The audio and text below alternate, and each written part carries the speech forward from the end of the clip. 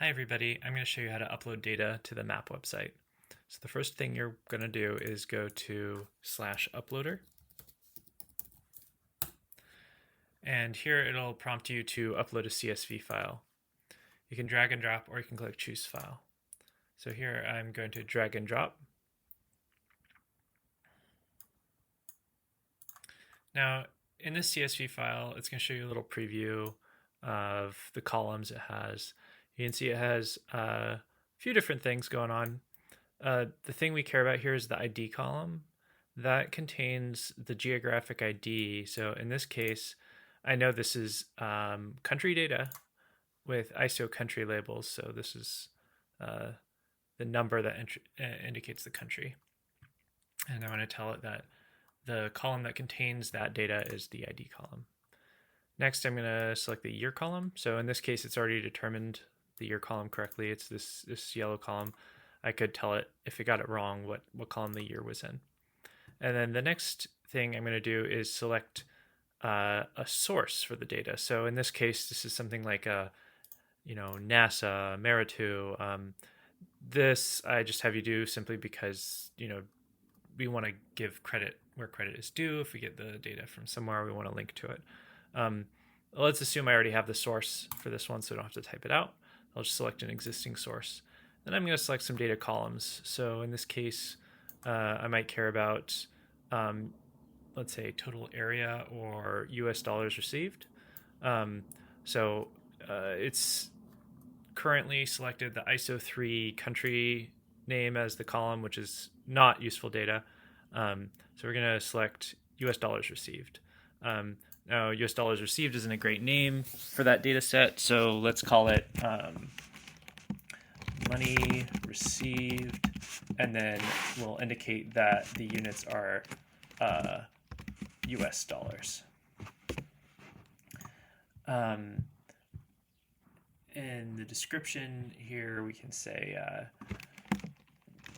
US dollars received for whatever the data is. And then I click submit. It's going to think a little bit, and it's going to upload. You can see it prompts you to view your data set in the data set editor or create maps in the map editor. So in this case, I'm going to go to the map editor and create a new map. And now you can see at the bottom of all the data sets should be the new data set I created called money received. It's a global data set.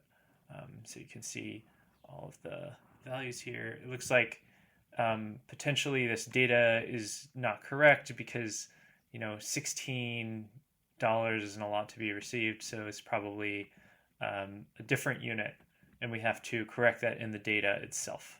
So what I would do here is I would go back to my CSV file, say in this case it's CRS here, and I would look at the here, let me open it in a prettier format. I would look at the USD received here.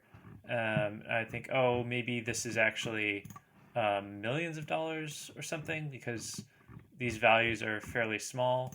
And then what I would do, or what I'd recommend you do, is multiply this value by 1,000,000, so it's the correct value when we upload it.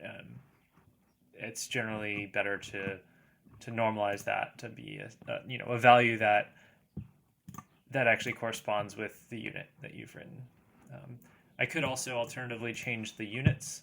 So I could say, right now, this money received data is in US dollars, but instead I might want to say the units are in millions of dollars. So what I would do is I would go to Dataset Editor, and then I would go down to the new data set that I have recently created and change the units to be million US dollars. Save that. And then if I go back to my map editor, I can see here it says 16 million USD. I can also change the formatter to be a money formatter here, so it adds the $sign to the beginning of that number. All right, so that's creating a map and uploading a data set. now you want to publish this map to a tab. So in this case, I don't have a biodiversity tab yet. I would create one. And then I can select the tab I want to publish this to. Here, biodiversity is at the very bottom. And publish. And it goes out of the drafts tab and into the biodiversity tab. Now we can see if we go to the website, it is live on Svante 3. So let's go to world data, biodiversity, and here's the money received, the new money received data set that I've created. You can also delete data sets. So if I go back to the dataset editor, go to money received, it says you cannot delete this data set while published maps exist. Unpublish these if you want to delete the data set. Biodiversity, money received. So it's basically warning us, hey, if you delete this data set, a map is going to disappear from the website. And we can view, this, oh yes, this is in this tab, and I can unpublish it here. Or if I wish, I could just click the unpublish button here, and then it allows me to delete this data set. You want to be careful because unpublishing maps from the website will immediately unpublish them. So I can delete that data set. And then we go back to the website, not just the editor, but the actual website. This is the viewer, and go to world. There's no world data anymore because I deleted that data set. All right, the one more thing I want to show you is the data source editor. That's a data source editor. You can select, say, the biodiversity index. You can edit its link, its description, its name. Same for red list index. These things are pretty important, and I want to make sure that these are all correct.